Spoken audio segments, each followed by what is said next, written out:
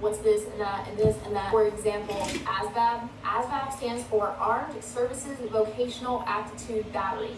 This is the test that determines what jobs you qualify for in the military. It is a multiple choice test that is mostly taken at MEPS. MEPS is Military Entrance Processing Station. This is where you go to take your ASVAB and also to do all of your medical testing and evaluations.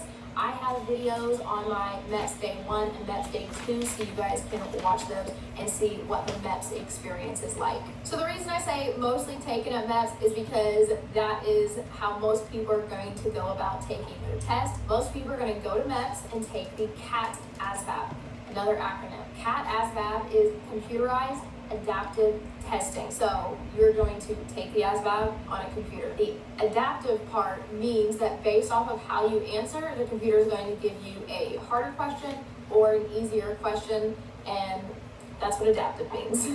It's going to adapt to how you answered the previous question. Now, some people will take the PICAT. The PICAT is Pre-Screening, Internet Delivered, Computerized Adaptive Testing. Some people will take the PICAT if the recruiter gives them that option. So for me, my recruiter actually did not give me the option to take the PICAT. He said, I would rather you just go to MEPS and take the ASVAB there, because if you took the PICAT, you have to take a validation test.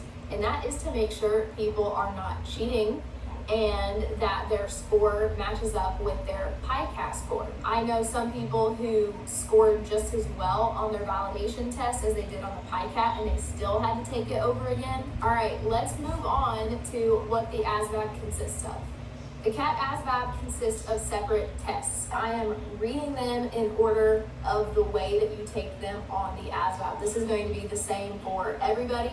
So the categories are general science, arithmetic reasoning, word knowledge, paragraph comprehension, mathematics knowledge, electronics information, auto and shop information, mechanical comprehension, and assembling objects. Now, all of that seems like a lot, I know, but I'm going to break it down even more. So the next thing you need to know is the